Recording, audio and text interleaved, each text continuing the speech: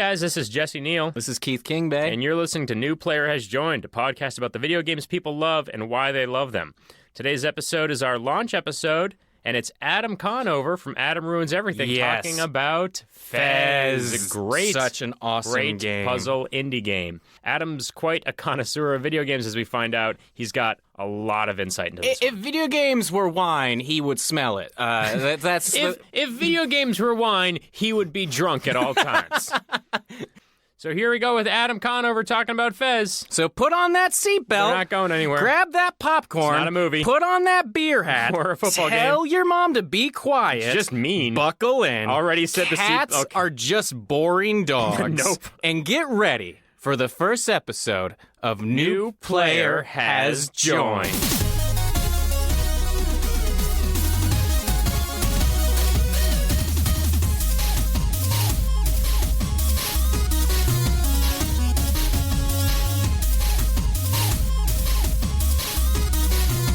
Keith and I have been playing Destiny 2 because we're gluttons for punishment.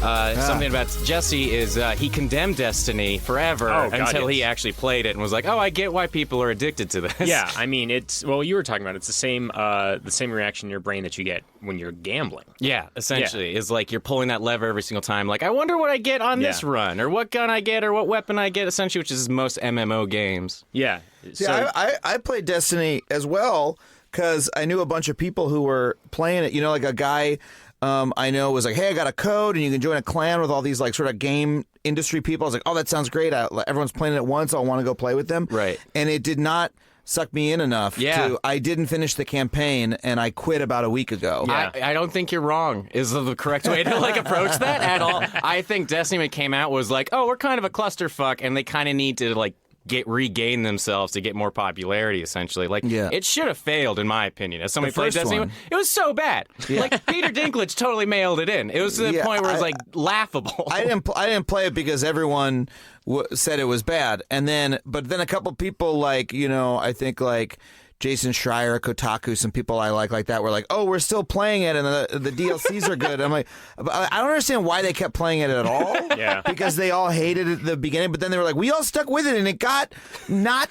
as terrible. I was like, why? You wouldn't eat a meal if the first bite was garbage. You're like, but once you get to the middle of this burger, there's one sweet bite. You'd be like, no, this burger is a bad burger then. Yeah. I think everybody likes to grind, or at least if that's in you as a gamer. It's like if part of me wants to grind or get gear, this is like a relaxing game where it like feels like it's a fun shooter, but the hindsight, you're like, oh, what's going on? There's no real point to this. It is the most relaxing game I've ever played where you're just killing things constantly. Yeah. But then at the end of the day, I do put down the controller and I'm like, what did I accomplish? Yeah. Like, in any level. With other video games, I get, like, I progress the story, like, I learn something new about a character. But you feel differently when you play that with me and Mike or, like, your friends or something? Yeah, well, like that's that the you thing, get out of it. Is I play with people that I know, and I'm like, oh, well, I'm just hanging out with friends. That's different. That's why I wanted to try it, because I wanted to hang out with friends, but I could never actually play with anyone online because I was 100 points behind everybody. I was seriously in a clan. I'm in a clan with like about 50 people in it, and I started the game like fucking 4 days after it came out, and everyone was 100 points ahead of me, and I couldn't do anything with them. And then I was like, okay, let me just go through the campaign, and I was bored in the campaign because it's just like, you don't do anything. No. You hold R2 until it's all dead. You know? That's all How you is do. that not the name of this game? And like, that's fine. Hey everybody, welcome to the podcast. This is called a New Players Join podcast. We talk to people about the video games they love and why they love them. Destiny 2 is not the game we are talking about today. No, today we've got a very special guest to talk about one of my favorite games, a game I would describe as one of my top 5 of all time. Ooh. Yeah, I'm serious. We're joined by the host and star of Adam Ruins Everything, the very funny, very talented Adam Conover. Hello. Thank you so much for being here, man. Thank you for having me. Appreciate Thank you for having me. And what game are we talking about today, Adam? We're going to talk about Fez. Hell yeah, we're going to talk about Fez. So when Jesse first told me about Fez, it was like an hour. There was no breaks in between. It was like, I have to show you this game. I learned circular breathing just so I could tell you about this game. Had you played it? When did this happen? That he told you about had it on Steam, so I played it on PC, and I kind of gave it a shot, and then I jumped back in on PlayStation and just was like, oh, now I totally get why it is. Like, you have to have you have to be in the mood for it. I totally get like what Fez is. So I think when I first saw it, I was like just not in that mindset. But then when I really saw what it was, I was like, oh, this is the most How could you not be in the mindset? It's so relaxing and beautiful. For the uninitiated, for anybody who hasn't played this game, Fez is a notorious indie game that was released, I believe, in 2013, and it is a 2D puzzle platformer in which you explore 3 dimensions, 2 dimensions at a time, by turning the screen as though it were a cube to see all sides of it. So there's a lot of spatial exploration that goes on. At any moment, you're looking at a plane, like a normal 2D pixel art game, but then you can press R or L to rotate it, and then you will have a new spot on the screen based on sort of how your 2D space in the previous game, interpolates onto the new space. Exactly. So you can look at it. You can look at everyone from any 4 sides. It's like a Rubik's Cube. Is like exactly. But the thing is, that is the surface. That's like the log line. That's the elevator pitch. Exactly.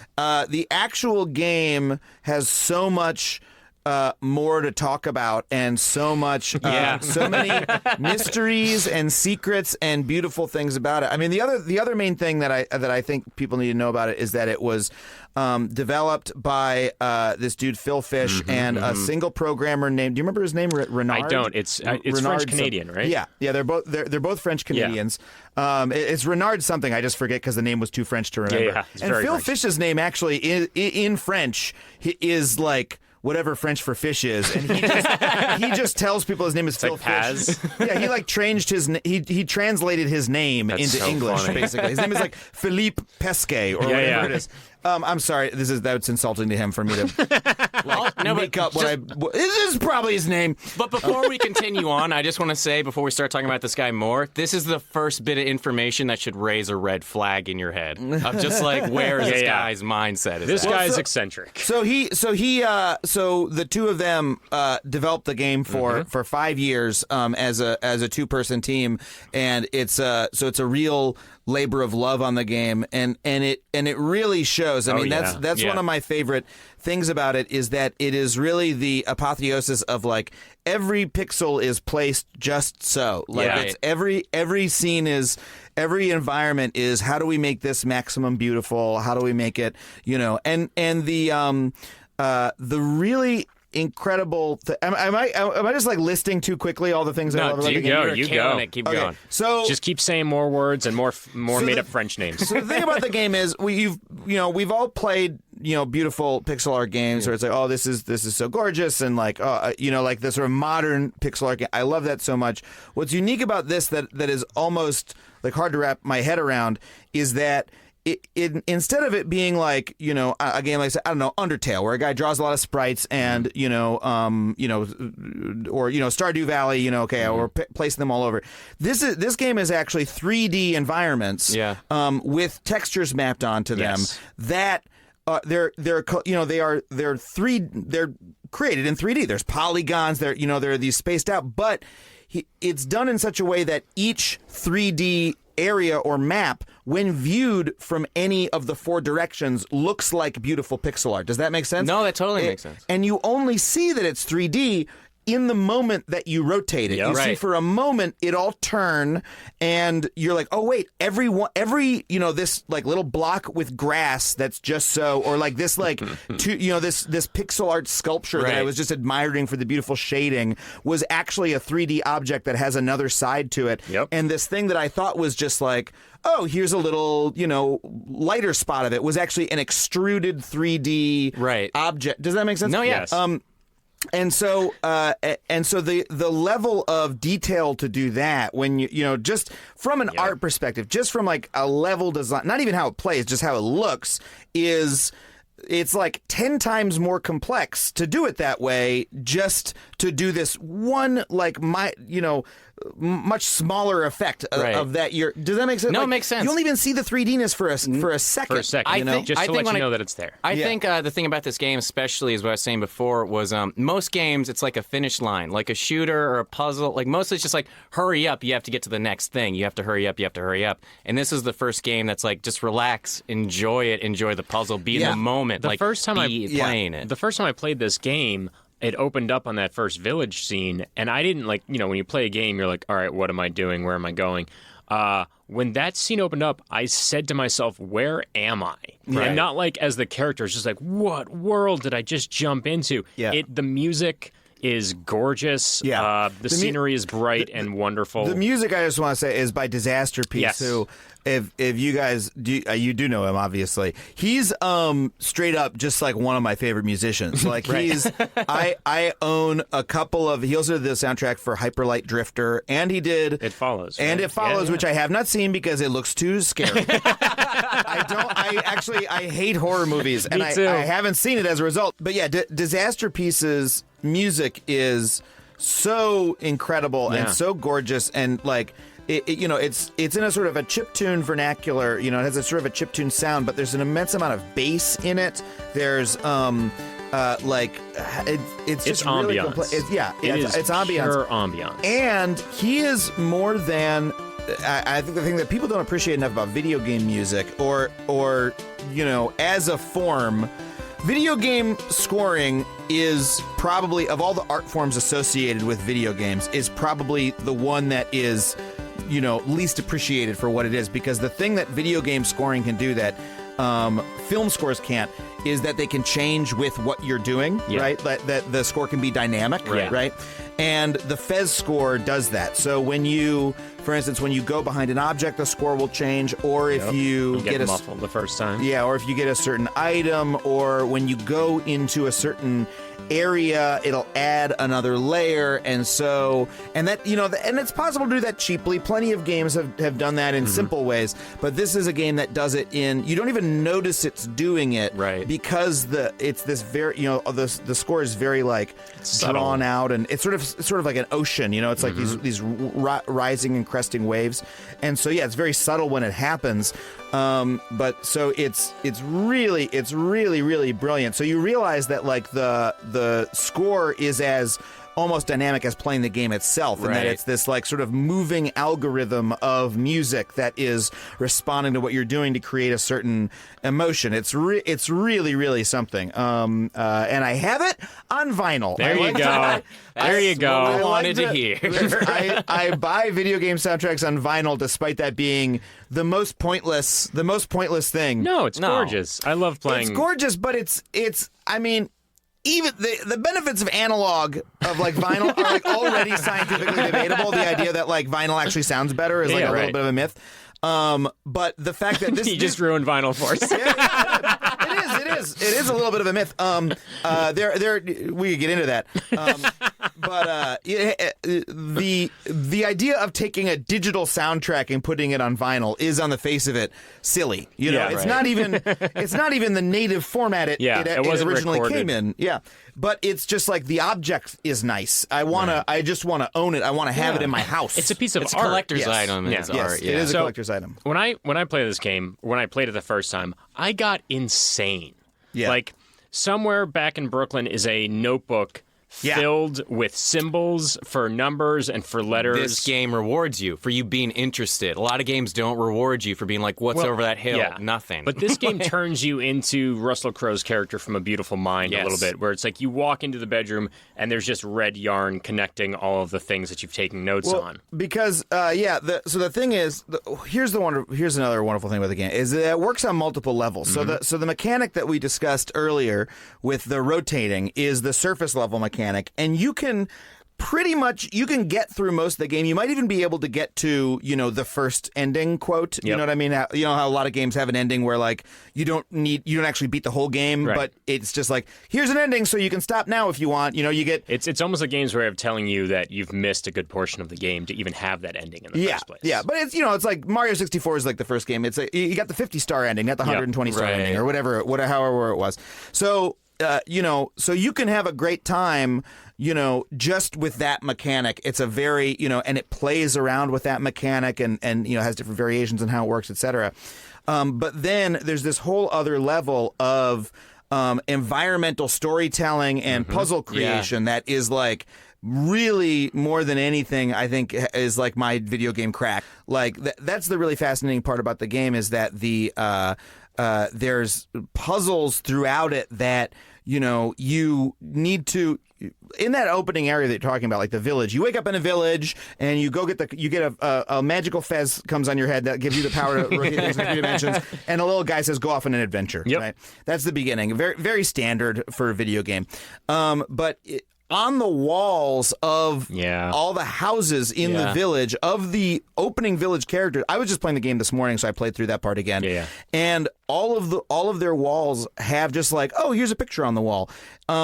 But having played the game before, I know that like those pictures some of them are codes for things that you need to do later. Like the owls. It just looks like, oh, there's a Tetris piece and some sort of thing. And you're like, oh yeah, a Tetris piece, because it's a video game, so it's a reference to Tetris. But in fact, that's like it's giving you the clue for a code you need to solve later.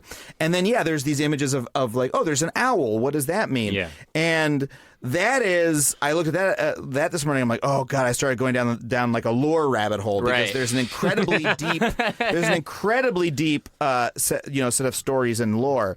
And so in this game you learn a language that, man, if you tell me in this video game you're going to learn a language. Yeah, you're going to decipher an entire alphabet from code. And there's more than one way to do it, I found out. Again, first time I played this before I knew any information about it, I'm like, so you jump around and you look for things. Yeah. Like, and my brain was like, okay, well, I'm not that into it. Jesse's like, download it again. Get on PS4, turn the fucking music up, listen to it. And he started pointing out the walls and the paintings and like, this is what this all means. There's so much implicit storytelling, and I love games that don't shove the story down your throat, but they let you discover it. BioShock does that really well. Last of Us does that really well. And this one, in Fez, the first time you get the ability to turn the world, and you're in that same village, when you turn to the backside of the world, there are houses there, and you go in and they're dilapidated, and you're like, oh.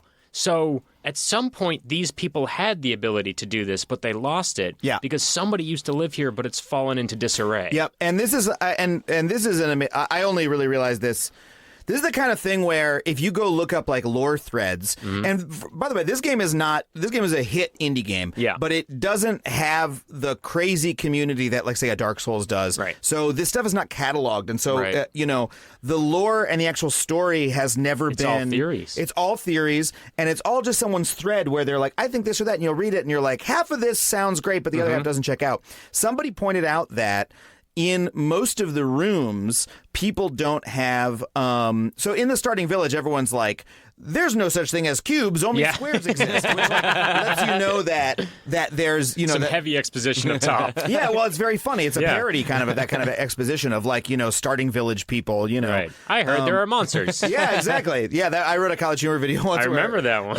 I heard a rumor that monsters are coming back. That's what a kid says in every JRPG. Monsters are back. There's a legendary weapon I hear somewhere. Who knows? Yeah, exactly. So they're doing sort of a version of that. But so you get the ability to rotate, and some of the rooms have things on the other walls. So when you start the game, you're only looking at all the rooms from the 2D perspective because you don't have the ability to rotate yet. Then you go back to the rooms and you can rotate around. And what I realized is Gomez, the main character, the room that you start in, he only has stuff on the one wall. Yeah. And when you rotate on the other two, you can see his drum kit from the other and his poster from the other angle. Yeah. But he doesn't have stuff on the other 3 walls. The only person who does is this old guy Geezer who is also wearing a fez, and he's the one who sort of leads you to your dimension rotating hat. And then there's this mayor character who has like a hidden room with stuff on all 4 walls, showing that he knows about the 3D, but he's trying to keep it a secret from people. And then there's these dilapidated houses that have like images from a past fallen civilization that could see things in 3D. And so I literally didn't put that together. I've loved this game, and I'll go read lore about this game like every couple months. it's one of those where I'm like, I'm thinking about this game I played years ago. Let me go, look up some story details. I didn't put that together until today. That's how well thought out the story of the game is. That you're supposed to sort of put that pieces together. It's incredibly intricate. This is a game that's an indie game. Mm-hmm. We were talking about Bungie, a company that has vast amounts of resources, can create multiple stories, do whatever they want.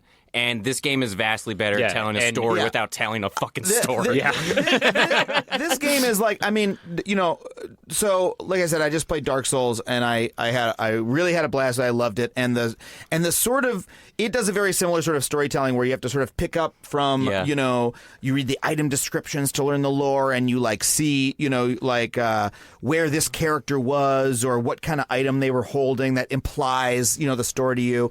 And one of the things that's cool is that feels like a very video game native type of storytelling. Like that's how games tell story. But again, that's a game made by 100 people or whatever, at From Software. And this was a game made by one person. Yeah. It makes 5 years seem like a short amount of time. You can tell they slaved over this. Yeah. So the thing about depth in this game, I'm sorry to just go off. Do your thing, man. I'm loving this. But so the thing about depth in this game is it works on so many levels. So there's the level of just you're rotating, you're picking up the little cubes, and you're making, you're unlocking doors, and you're just sort of exploring, and it's leading you by the hand. It's very nice and feels very fun. Then there's these more difficult puzzles where you're translating languages, you're learning how the symbols work, and you're sort of putting the pieces together more, right? Then there are puzzles in the game that are very difficult, where you're having to do math or you're having to manipulate the symbols in crazy ways, or there's a lot of spatial logic going on. A lot of spatial logic. Doesn't treat the gamer like they're dumb. Yeah, no, not at all. That's not going to treat. They're like, we treat you as an adult. I love a game where I have to pull out, pen and paper and start manipulating stuff or moving it around. And so there are puzzles that are as hard as a puzzle I've played in any, like the hardest puzzles in a Myst game or in The Witness, etc. Then there are puzzles that are so hard that people only really were able to solve them sort of by brute force. Yeah, well, I was about to get to those. That's the one that I haven't even got. There are puzzles that people had to solve sort of like ARG style, like where they would have to get together on a forum and say how do we figure this out? Maybe this goes with this, or if you transmit it that way. And then there is one puzzle in the game that is so hard that even though the player base has solved it, they don't know what the solution is. The Black Monolith puzzle, and I did every single thing in this game except for that last puzzle. And to this day, 4 years later, the internet hasn't figured out why the answer to this puzzle is what the answer is. So to fill, so there's an end. There's the normal ending. There's the 100% completion ending. Then there's 2 or 3 more things that are just collectibles that you can get. They're a little mysterious, that are really off the beaten path. I got one by accident, and then I think I figured one other out, and then one other I had to look up.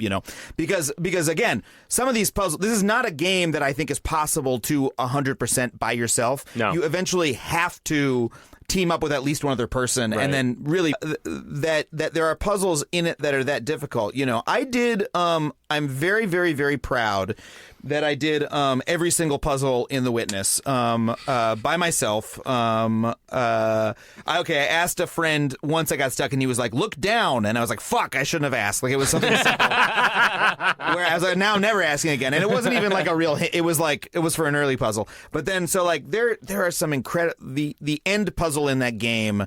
Only 1% of people who play the game beat it and figure out the puzzle. And I'm so proud. I interviewed Jonathan Blow, who developed it, and I told him I beat it, and he was like, "Wow, I'm impressed." Well, this is the thing I want to talk about. It's that feeling of pride, because Keith and I talk about this a lot. The things that a game gives you are oftentimes things you don't realize that you're looking for, or things that you realize you want. And with Fez, the first time I played this, I think about the first time I found an anti-cube, because the game sets up, you're going to find all these cubes. You just run around, you jump and get them. Right. And then the anti-cube puzzle falls in your lap by accident, whichever one it is, and your partner there, the floating hypercube, tells you that actually there are just as many of these cubes as there are of the other cubes. That's half the game. Goodbye. Yeah. And that feeling that I got was just like, holy shit, this world just opened up to double its size and 10 times its intensity.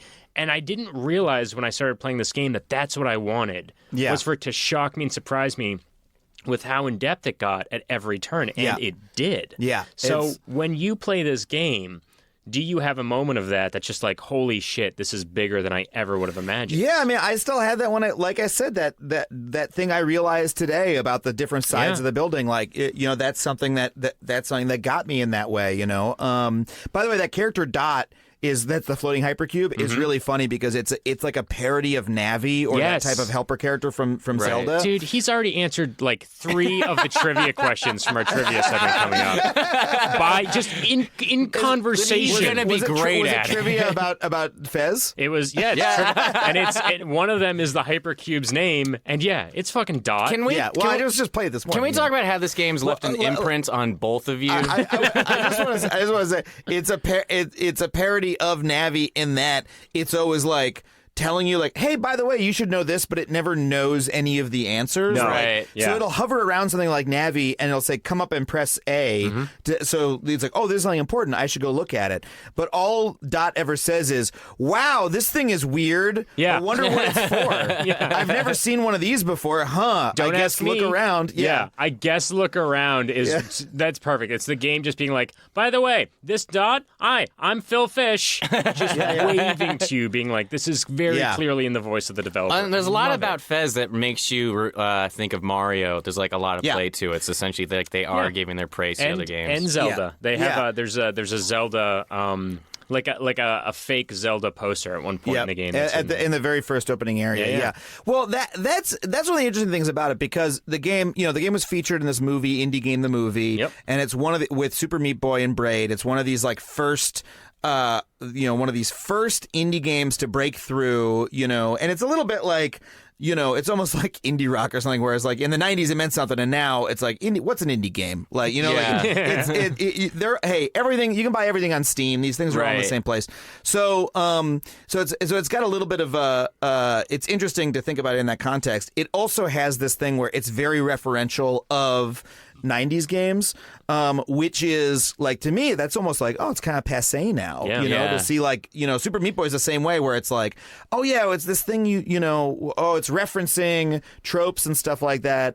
And to me, when I play that sort of thing, it's a little bit, been there, done that. Yeah. The thing though that I look for is, and this is one of the reasons Fez had such an impact on me, is like, it's very easy to say, okay, when you open a chest, it's gonna sound a little bit like when you open a chest in Zelda. Like it's gonna be a similar type of song or whatever. That's easy to do. Yeah. Plenty of games do that. What Fez does, and that what I love about this, era in game design is that he's thought about what feeling did I like in games that I played when I was younger? Yeah. Let me reproduce that feeling in this game in a new way, And when I play a game like that, because I played the same game as Phil Fish or whatever, because I had that same feeling, it's as though the game designer is wordlessly like reaching through time and like touching an experience that I had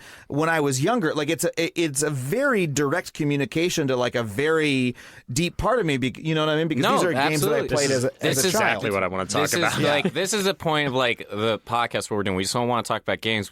Particularly picking people games that they're really passionate about. Yeah. So we can share with people that like games aren't just a thing most people are like, I'm going to go play Call of Duty and shoot my friends. It's like, no, this really leaves an imprint on me. Like I go and I research more things about it. I want to learn. Like somebody sees Lord of the Rings or they see Game of Thrones, they read Game of Thrones. They're like, what else? What more? What more? Like it's attached to them. It's like their life. It's so part really of their cool. personality. It becomes a pillar of who they are. There's a part of me, first of all, the language thing. This is the thing that I tell people because it's the biggest impact this game had on me. If you stuck a new alphabet into a game like Destiny, I'd be like, I do not care. Right. Yeah. But I became so invested in Gomez and Fez and in the whole world that as soon as I realized I could decipher this thing, I was like, that's what I'm doing. Right. I don't know how you deciphered it. Yeah. I deciphered it because I figured out which direction the language could be read in, top to bottom, right to left, and then I saw somebody in the old village say 2 letters repeated twice in one word. And I was like, I can't think of a word that would start a sentence like that, but I can think of a lot of text messages that start with ha-ha. and so I went and put those in as H and A, and I was able to decipher first 2-letter words because I got as and an, and like through a series of like trial and error and elimination, I was able to get all 26 letters from ha-ha. That's great. Yeah, that's not how the game was intended. I figured out. No, actually, I think that might be it. Well, it's interesting. It'd be interesting to ask the developer, right? Because that's just like. That seems so hard, but that's just like, more like crypto quip, like the sort of like, newspaper, the newspaper, decryption game. I got a little ring and a box of Cracker Jacks, and I figured out the language. Yeah, I did it through, the other thing that happens is and this actually I had spoiled for me, and I didn't mind. I think I sort of, actually, it was half spoiled for me. So, is this the fox? Yeah, here comes a spoiler. If you guys don't want something spoiled, but I mean, the whole game's been ruined. yeah, it's true. So there's a specific part of the game where it's showing you some text, and then there's an image of a fox jumping over a dog over and over again. Kills me. And then you look at it and you're like, because if you look at the text, you can see how it goes, and then you translate, oh my God, I got it. But I think the way that you did it is just as valid, and I think it could be that that's how he always intended it. And then he was like, well, let me put a code in somewhere. But for people unsure of what just happened, the sentence reads, the quick brown fox jumps over the lazy dog. I'm sorry, I didn't explain it. Contains every single letter in the alphabet, so it gives you every letter. And I remember the language. It wasn't that it was spoiled for me. It was just a friend doing, and this is the best type of tip. Go back to this area and look again. Look around. Yeah, look around. The best. I thought that was really great. I thought it was a little, as far as puzzle design goes, a little like blunt and a little, you know what I mean? Like a little bit inelegant. I prefer like my puzzles to be a little bit more, elegant than that. But yeah, once you have that language, you then want to go to every single other part in the game and translate it. Cool. Yeah. Oh God, it's so much. Should we eventually get to trivia? He's gonna know all of it. He's gonna know every single thing. I can't wait. Do you want to let's jump into trivia. Let's jump into trivia. Oh my God, I'm sorry. No, don't be sorry. I love seeing people get so into video games because it crosses the line. It's no longer entertainment. It's something that stays with you. It's something that that's awesome. I would say it haunts you, but it haunts you beautifully, kind of the same way the Disaster Piece music does. Yeah, it really does. Let's do How Well Do You Know Your Favorite Video Game? Yeah. And I get a sense pretty well. So listen, the way this is going to work is it's just going to be a bunch of trivia questions. Yeah. Lightning round style. I am just realizing that Fez is probably like the worst game to do trivia because you have to know so much about the game while you're playing the game. Yeah, essentially, like this isn't like you meet an RPG where you meet so many characters that you're like, who's the farmers? You know what I mean? It's like, this might be more difficult to do. There were tons of questions while we were making this that I was like, that's too convoluted. Can't write that. Can't write that. Can't write that. But we're just going to lightning round these questions, and you'll have 3 seconds to answer each, and they're all definitely about Fez. Okay. Every single one. There's totally not any that are not unrelated in any way, shape, or form, and it's not a comedic thing at all. So don't worry about it. They're all totally going to be about the game. Okay, how well do you know your favorite video game? Question 1. How many collectible artifacts are there in the game? I believe, just because I opened it today, I believe there's either 4 or 9 because it's a square. 3, 2, 1. 4. 4 is correct. Question number 2. What is the name of the 4-dimensional hypercube that accompanies Gomez on his journey? Dot. It is correct. Question number 3. Gregory Peck won an Academy Award for his role in what motion picture? I hate movies. 3. Fez? Is it called Fez? Close. To Kill a Mockingbird. Question 4. What is the name of the ancient civilization with a symbol-based alphabet? Oh, Zoo. That's correct. Yeah. Question 5. Cat person or dog person? Dog person. No, you're a human. Let's move on. Question number 6. After the Fez and the sunglasses, what is the third gift you can receive from the floating cube? The Fez and the sunglasses. What is the third gift you can receive from the floating cube? No, don't.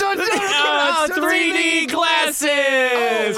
Question number 7. What sunglasses were the 3D glasses? You can get actual 3D glasses. Question number 7. What's 8 times 7? 56. He got it. Question 8. In the game's standard ending, a distorted version of a song by which classical composer plays? Oh shit! In the game, sorry, which ending? The standard one without everything. The standard ending. Which 2. Tchaikovsky? Close. Chopin. Frederick Chopin. Oh, Question number 9. When a problem comes along, you must... whip it. Correct. Good job. Question number 10. What That was a musical trick instrument question. does Gomez play? The drums. Correct. Question 11. What's a guy got to do to get a drink around here? Yeah, it's $13 for an old fashioned. Purchase a drink. drink, So, yeah, that's that's correct. correct. That's Yeah, yeah. correct. Question 12. How long after its announcement was Fez 2 canceled? Like 2 weeks. 1 month. That's 1 very month. That's Yeah. pretty close. Yeah, I don't even know if he actually Started? it was ever No. going to exist. He was never on it. Question number 13. Last question. In one sentence, what is the deeper meaning of the game Fez? 3. It's about enlightenment and transcendence. No, I'm sorry. It was actually Little Hats Are Funny. Little hats are funny was the deeper meaning Thank of you so much, Fez. Adam. Scored very well, Adam. You scored very well. No problem. on Those are that. good questions. All right, next segment. Next segment, it's time for Can You Guess the Name of the Video Game based on how somebody who doesn't play video games described the video game to us. This is my favorite. This is great. So Jesse's girlfriend, who does not play video games, watches video game videos and then describes to you what it is, and you have to guess what game she's talking about. Okay. So we're going to give you a number of hints. Okay. Keith doesn't know what these games are either, at least doesn't know what the first one is. After every hint, feel free to guess, and then let's Okay. see if we can get it at any point. Are you ready for the first game? Yes. Okay, hint number 1. It's the one where you start in a Latin toilet room, right? She asked me if it was right. That was a question. It's a question. It's the one where you start in a Latin toilet room. Yes. I mean, Deja Vu for the NES, you start in a bathroom, but there's no way she'd be watching a video of that game. I don't think she would. Start in a Latin. There's a hint on top of this? I mean, that was the That was hint. just That's the first only hint. No, there's more hints. Yeah, We'll keep there's more going. for the same If you game. don't know what it is, you can guess and we can move on. Okay. Wait, I'm sorry, but can I get a second hint? Is that a thing No, or no? so we have 5 hints for this one game all total. Feel free to guess after each hint. Okay, give me another hint. Okay. Hint number 2. The Space UPS game.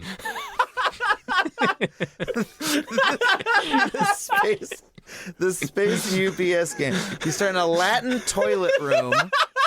I love and this game so far. It's a space UPS game. Wait, I'm gonna give a guess. I know it's not right. I just played this game Heat Signature, which you could describe as a space UPS game. Just came out. It's not what it is. It's not that. It's not that. You're gonna find as the game goes along. There's an odd kind of logic to it.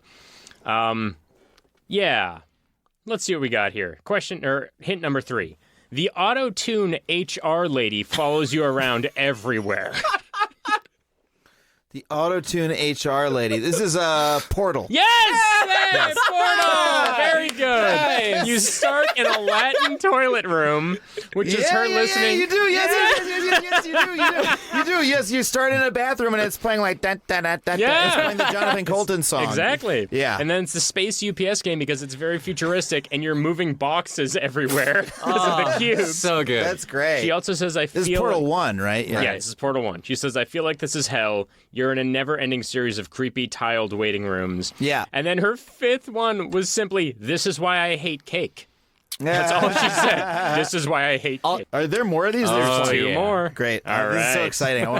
This should be the whole show. I know. It's so good. Fuck This show shouldn't be called New Players Joined. It should be Kristen Myers Has Fun. Can you edit out the rest of this so we can just skip right to this part? I didn't want to tell you what we were going to do, but that's it. All right, this one has 3 hints. Hint number 1. It's the Pirates of the Caribbean game where the moon is out. Pirates of the Caribbean game where the moon is out. Let's just say I'm just gonna need another. I'm just gonna say Monkey Island. I know it's not. But Oh, I love that game so course much, you do. and that's a good guess, but that is incorrect. Hint number 2. The Angry Bleeding Sea Cow game. Angry bleeding the angry bleeding sea cow game where the moon is out. Pirates of the Caribbean angry bleeding sea cow. No, any other hint? All right, last hint. This is the one that I think really gives it away, and is also, it changed how I view this game completely. The one where C-3PO is a housewife with no legs. Wait. I don't know if that helps. I don't know if that helped me. Jesse's like, it's a dead giveaway. The one where C-3PO is a housewife with no legs. C-3PO is a Pirates of the Caribbean game. Well, wait, hold on. The Pirates of the Caribbean game where the moon is out. Where the moon is out. Like, so it's nighttime and you see the moon? Do you remember what happens in Pirates of the Caribbean when the moon comes out? Oh, no. The pirates turn to their true form, which is undead pirates. Oh, okay. So Pirates of the Caribbean, the moon is out. And then what's clue 2? The angry bleeding sea cow game?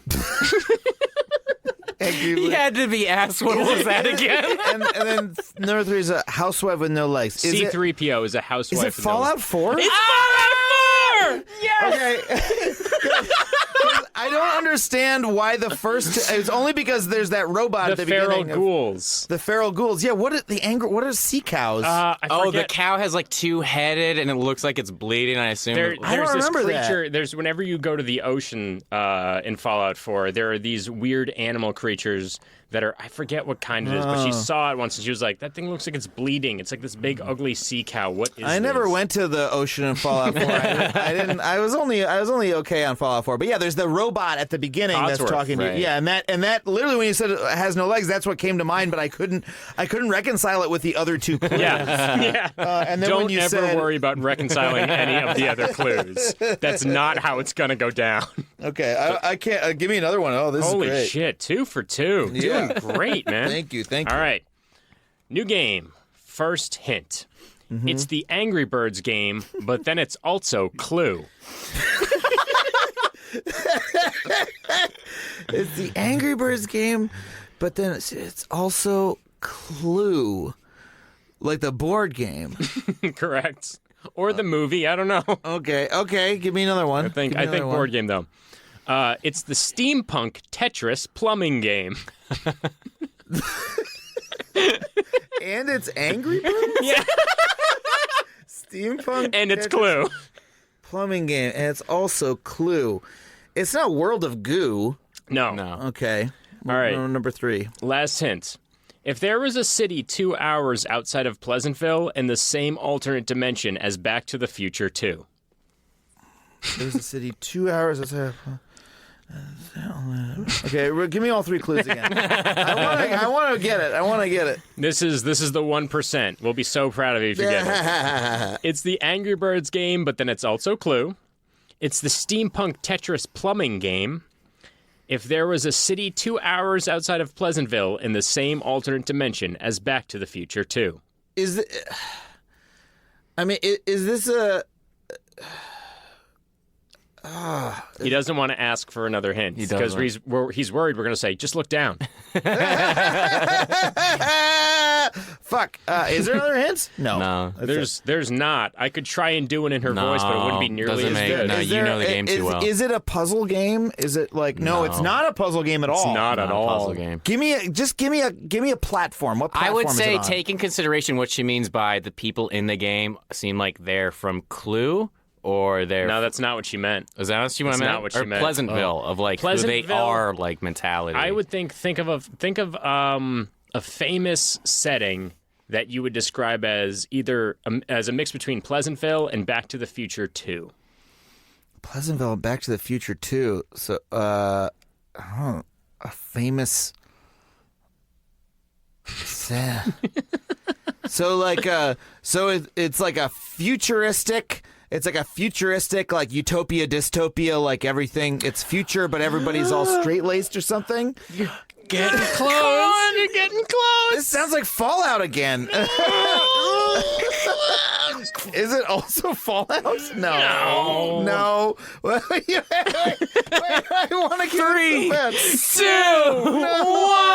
1. What is it? BioShock. Oh, BioShock. Let's go through and explain what happened. The Angry Bird game, because whenever you're seen on cameras, these flying guns that tweet come out at you. What? The flying guns that There's tweet? these machines that come out when you're spotted by a camera that shoot you, and they make this tweeting noise. Oh, okay. And so she was like, those birds are angry because they're shooting you. But then it's also Clue, because when she was watching, I was playing with the melee weapon, the wrench. I thought it was like how they dressed and stuff like that. The Pleasantville. Makes more sense. Pleasantville, because it's a 1950s libertarian dystopia that also is futuristic under the sea. Yeah. Also, Back to the Future has an Under the Sea prom theme, so maybe she was doing something with that. I don't know. And then the Steampunk Tetris plumbing game. Steampunk's an obvious one. Tetris plumbing game, because the way you unlock vaults in BioShock is the plumbing game where you have to make the water flow all the way through. Yes. Yeah. Move on to the final segment. Yeah, final segment. We ask all of our guests the same 5 questions, all of which are they're totally original. Not taken from TV shows. None of them are taken from a famous TV show. Nothing like that. Anything. So final 5. Question 1: if you could be any video game character, who would you be and why? He's doing drugs. Any video that was game Adam character. Conover snorting all the cocaine we had in studio. Well, I just started thinking about the fact that in many games you're a silent protagonist who is yourself. Yeah, you know what I mean? Sure. You could be Chrono. Yeah. For instance, one of my favorite things about I'm gonna take your question. I'm gonna answer it my own way. Okay. just because it links to something else that I like. Right. That we talked about earlier. In the Myst games, one of the things I think is cool in the very first one, there's this book on the ground, right? That's how it opens. You walk up to it, you open the book, and then your cursor, which becomes a hand, you press on it, and then you appear there, and the guy is like, "Oh, hello, you found my book," right? Yep. So the idea of that whole series is that the player is literally you, not like you're inhabiting a pirate or whatever, or like you are Link. Discovered the book. You literally, the person you have gone and discovered the book and are affecting the world. And I think that's pretty cool, and I like that about it. It causes some problems storytelling wise, but I think it's pretty neat. So this is Adam Conover picking himself over every single video game character ever created. You could be a superhero. Fuck y'all. I'm Adam fucking Conover. Yeah. That's as opposed to in The Witness, where I think that you are literally playing Jonathan Blow. Yeah, you are. You unplugged from him and you are playing him. Yes, I believe so. All right, Adam Conover would be Adam Conover. Question 2: if you could get rid of one game in video game history, what would it be? It could be a franchise too, if you want. Oh shit. Man, that's really. Here's the thing: I want to honor these questions too much because I think it's a good question. Like, you know what I mean? I'm like, oh fuck, I really want the right answer to this question. You really want to make a meal out of this shit. Which game would I remove? Like, so it would be a game that I feel has had a detrimental impact. That's correct. On the history of video games, or just on you personally. Still doing a lot of drugs over here. Just mainlining that puzzle solving. I'm just thinking. I mean, well, the problem is I'm only thinking about BioShock because we were just talking about it and what I think the issues are. You know, there's a certain like type of game that is like, you know, very. I know. I'm sorry. It's just because it gives me an opportunity to talk about like a sort of like shitty genre of game. There's a type of game in the early 2000s that it was before AAA games were capable of being like interesting art, but they were kind of pretending to be because of how like edgy and like weird they are. Yeah. And so the type of game I'm thinking about is like American McGee's Alice. Did you ever play American McGee's is this like Alice? a horror This game? was by American McGee. This guy's real name was like a level designer at id or something. Like worked on Quake or something like that. And so this was like a big game in like 2002. And it's like Alice in Wonderland, but everything's like fucking weird. It's like So it's Alice in Wonderland. Yes, that's the fucking problem.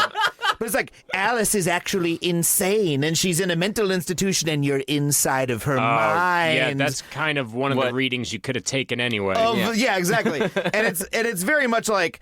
It's like, what if Alice in Wonderland were done by a shitty Tim Burton knockoff? I was going to say, it's M. Night Shyamalan's Alice in Wonderland. Yes, exactly. And like the Cheshire Cat is like, I'm evil, and like, you are. Isn't that in what the books? Isn't that literally what Tim Burton's Alice in Wonderland is? Yes. Like, that's exactly what it looks Go watch like. clips from this game. It's so fucking stupid, and then it's just a bad 3D platformer. But it's got this thing of like, whoa. Another game in this same category that I think of that I played around the same time was the original Max Payne. Oh, okay. Was so like, like I'm a fucking drunk weird guy, and then there's like, I hope that's how the game got pitched. I'm in my own. There are like parts where you're like, you're in your own nightmares, and your like dead baby is screaming at you, and it's like so overwrought. It should just be called We Get It. Yeah, exactly. It's so dumb smart, which is another thing. Yeah, there's good, bad. There's dumb smart. So yeah, that's a whole strain of game that sort of I Good, feel bad, like that dumb, I smart would like should be to done away eliminate that part. Just like be a fucking video game. Like if you can't make something that's good, don't try. Yeah. Just make something regular that we can all enjoy on a normal level. Does that make sense? Yeah, makes that total totally makes sense. sense. Man, hit it up. Question 3. If you were to make up a video game title for your life, what would it be? Oh, a video game title. Was it? Oh. I like to think I would be sort of like a Qbert type. A Qbert type. That's the title. A Qbert type. Well, I don't know, Pac-Man. Qbert 3. Let's say that's the title. Qbert 3. You've named your life after a video game that does exist. Well, yeah, I want to be like sort of like an abstract character jumping around like a weird nonsense world, It's like, etc. I think that would be like a really early arcade game. Yeah, that would be my choice. Qbert 3. Oh my God, Qbert sorry. 3. That threw me. It took me a second. I needed it. What one aspect of video game life do you wish was true in real life?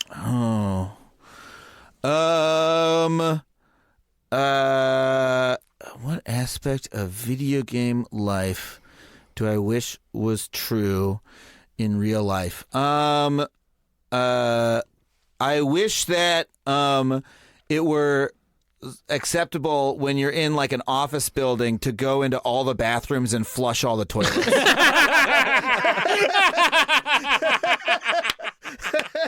Doesn't want to fly. I just think that's so funny. It's not even like that weird and all the weird things. Like it's not even that he wants to be able to do it. He just wants it to be socially acceptable. Not like I want to go smash pots in like somebody's store. No.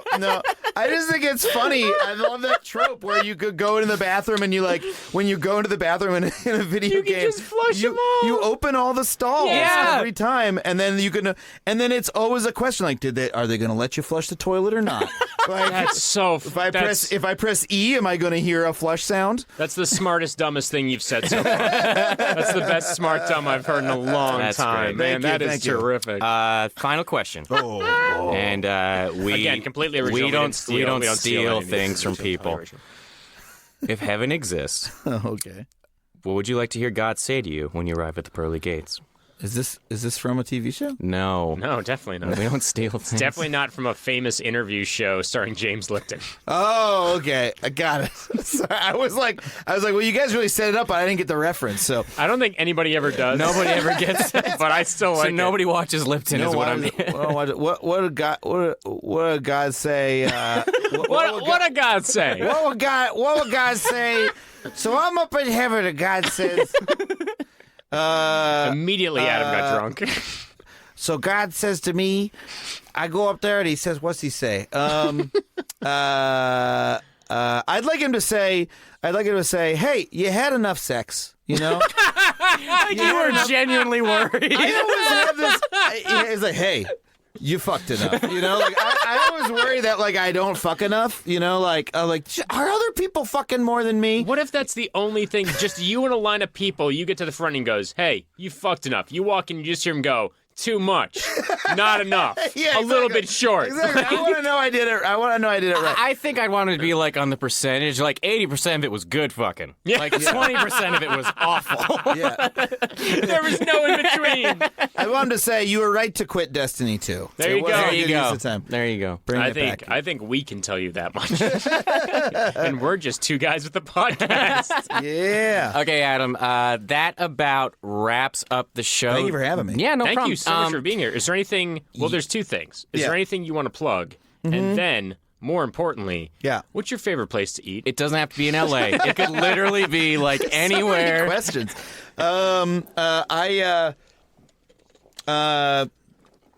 Excuse me. I would like to plug. I stream on Twitch a fair bit, so people Yeah. can follow me on that. Twitch.tv/Adam Conover. And you can watch my show on True TV. Adam Ruins Everything, Which and is terrific, by the way. Thank you. I appreciate that. And my favorite place to eat is there's a place called Sean Famous Foods in New York. You know Sean Famous I Foods? love it, and I love that you So pronounce good. it correctly because Yeah. everybody says Gion, and they don't have that as a sound in Oh, that really? language. I didn't know that. Chion Famous Foods. There's a Oh, do few you, of do you them. say Cheon? That's what I was told. What were you saying? I say Sheon, Chion, but you're probably saying it correctly. I don't know that I am. I just sort of I don't even know where I got the sound from. We but- I remember because I used to work at Funny or Die, and it was down the street from us. Yeah. Because there was one on 34th Street, and one of the guys who worked with us gave us a lesson on pronunciation, and then apparently I forgot it. No, you could be right. Yeah, really great, like noodles and what region is it from? It's from maybe Shan. It's from the province is Shan. Yeah, it's from Yeah, go there. northern Chinese food, right? Get the F5, the spicy lamb dumplings and broth. I remember that. I've eaten there hundreds of times, and I'm going to New York in a week, and I'll be eating there when I do, because that's my one of my favorite foods. It's a terrific place. Yeah. Awesome. There it is. That's Fez. That's Adam Conover. That's Chion Jesse. Famous Foods. That's Keith. This has been New Player Has Joined. Thank you guys Thank you so guys. much. Thank you so much. Goodbye.